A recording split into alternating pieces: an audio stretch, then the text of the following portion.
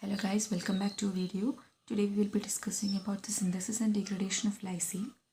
Lysine is an amino acid which has an N-butyl amine group in its structure. This is the structure of lysine and this is the N-butyl amine group. Lysine is represented in three letters by LYS and single letter representation is capital K. It is a ketogenic amino acid because its degradation leads to the formation of acetoacetate. Now, let us move on to the biosynthesis of lysine. Lysine biosynthesis start with aspartate. So here, the first step is that aspartate gets phosphorylated to aspartate phosphate in presence of kinase enzyme. Here, the phosphate donated by this ATP gets attached with this oxygen with the removal of this hydrogen and forms this bond. This aspartate phosphate gets formed. Next, the aspartate phosphate gets reduced by reductase enzyme to form aspartate semialdehyde. Here NADPH acts as a coenzyme and here one of the hydrogen of NADPH goes with this phosphate group and then another hydrogen which is left attaches with this carbon directly and forms this bond here.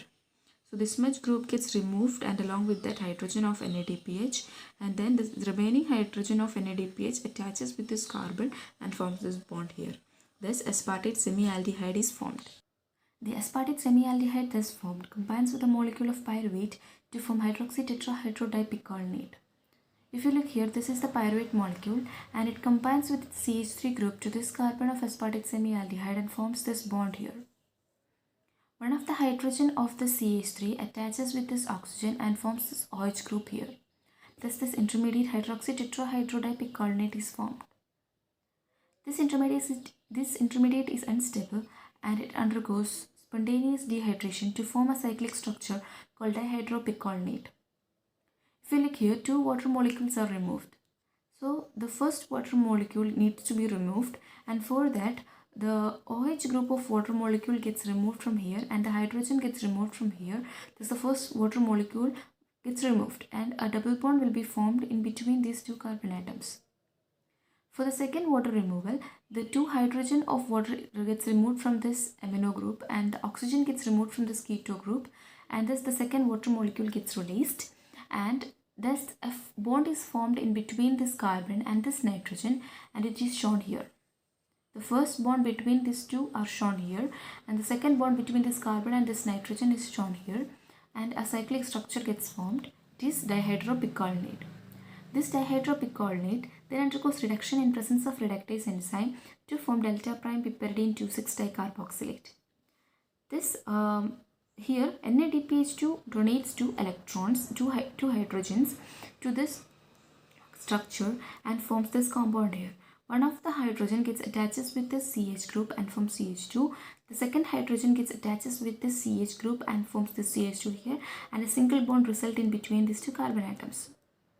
And this delta prime piperidine 2,6-dicarboxylate is formed.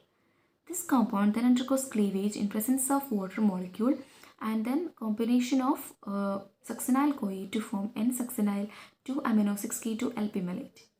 If you look here, the water molecule cleaves this bond, this double bond between carbon and nitrogen is cleaved here and the oxygen of this water molecule gets attaches with this carbon and forms this C double bond O bond here. One of the hydrogen of this water molecule gets attaches with this nitrogen and forms an NH group here. And another hydrogen group is remaining there and it leaves with the S-CoA of succinyl-CoA as CoA-SH and this much portion, that is the remaining portion of succinyl-CoA after removal of the S-CoA gets attaches with this NH group here and forms N-succinyl 2-amino-6-keto L-pimelate. The N-succinyl 2-amino-6-keto L-pimelate thus formed undergoes transamination in presence of transaminase enzyme to form N-succinyl LL-alpha diaminopimelate. If you look here, this keto group gets replaced with an amino group during transamination and this bonding is formed. And thus this compound gets formed, that is N-succinyl LL-alpha diaminopimelate is formed. This compound then undergoes desuccinylation, that is the removal of succinate group from this structure and forms LL-alpha diaminopimelate.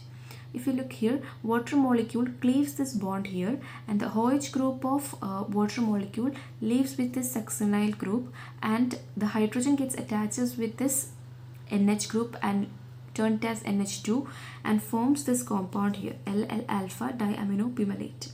The LL alpha diaminopimolate thus formed undergoes epimerization in presence of epimerase to form meso alpha diaminopimolate. So in this process, the configuration of one of the carbon atoms changes. That is, if you look here, the configuration of this carbon atom changes here. So this hydrogen is on the left side and NH2 is on the right side. But when it comes to the epimerized form, this configuration changes. That is, this amino group will become on the left side and this hydrogen will come to the right side. This is the structure, the meso alpha diaminopimolate. This meso alpha diaminopimolate then undergoes decarboxylation to form the lysine molecule. So this much group of COOH group, that is the CO2 group of the COOH, gets released as carbon dioxide, and the remaining hydrogen attaches with this carbon to form CH2, and thus lysine is formed. This is the synthesis of lysine. Now let us move on to the degradation of lysine. So here first, lysine degradation starts with condensation of lysine with alpha ketoglutarate to form saccharopine.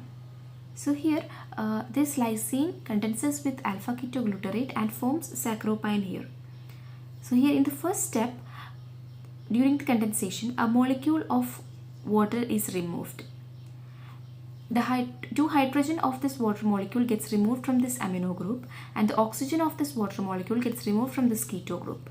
After the removal of water molecule, a double bond will be formed in between this carbon and nitrogen, and it is shown here. This is the Schiff's base intermediate.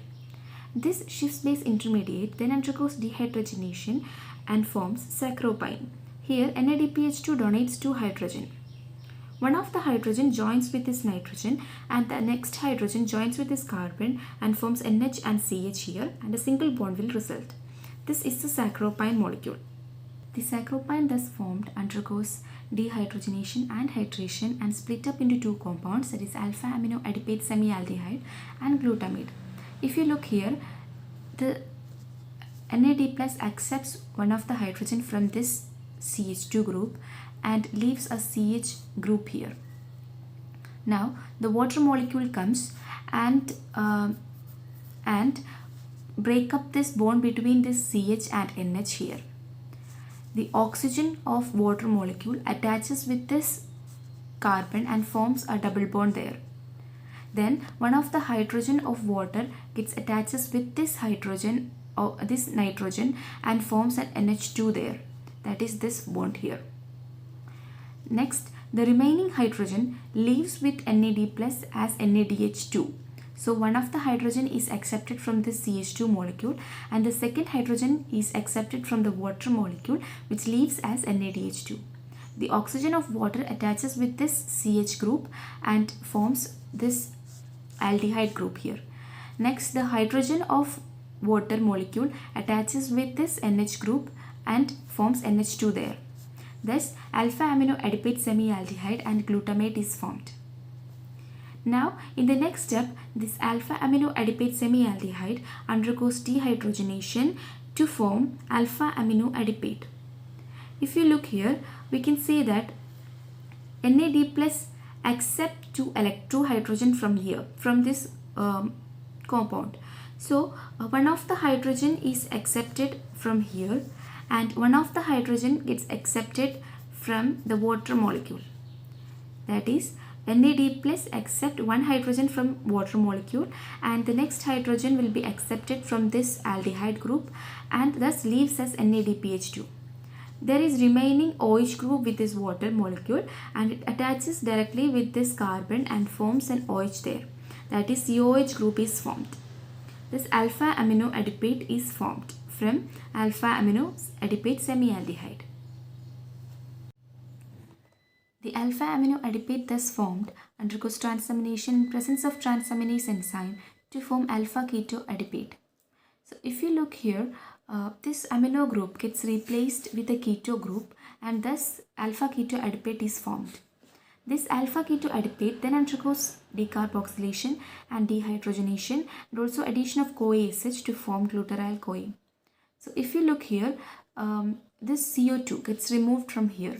That is, the COOH group releases its COO group as CO2, and this hydrogen along with this hydrogen gets removed with this NAD plus as NADPH2, and then finally this SCOA attaches with this C double bond O as glutaryl CoA, and then glutaryl CoA is formed. So first of all, CO2 is released, then this hydrogen along with this hydrogen gets removed with NAD plus as NADH2. Then this SCOA attaches with this C double bond O group to form glutaryl CoA. This glutaryl CoA then undergoes dehydrogenation in presence of dehydrogenase enzyme to form glutagonyl CoA. So here two hydrogen gets removed. That is, one of the hydrogen gets removed from here and the second hydrogen gets removed from here, and leave it with FAD as FADH2. Then a double bond will be formed in between this CH and CH, and that is shown here. Thus glutagonyl CoA is formed. The glutagonyl CoA thus formed undergoes decarboxylation to form crotonyl CoA. Here, this much group of COOH, that is COO group of COOH, gets released as CO2, and this hydrogen gets attaches with this CH2 as CH3, and crotonyl CoA is formed. This crotonyl CoA then undergoes hydration in presence of hydratase enzyme to form beta hydroxybutyryl CoA. Here, the OH group of water gets attaches with this CH group and forms CHOH. Then the remaining hydrogen gets attaches with this CH group and forms CH2 there. Thus beta hydroxybutyryl CoA is formed. This beta hydroxybutyryl CoA undergoes dehydrogenation in presence of NAD acting as a coenzyme to form acetoacetyl CoA. Here two hydrogen atoms are released from this compound. So one of the hydrogen gets removed from here and the next from here, and thus a double bond will result in between this carbon and oxygen, and acetoacetyl CoA is formed. This acetoacetyl CoA in presence of hydrolase enzyme forms acetoacetate.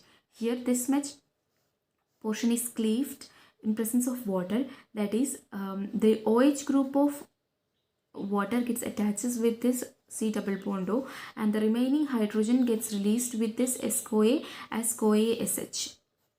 Thus the acetoacetate is formed. This is all about the degradation of lysine.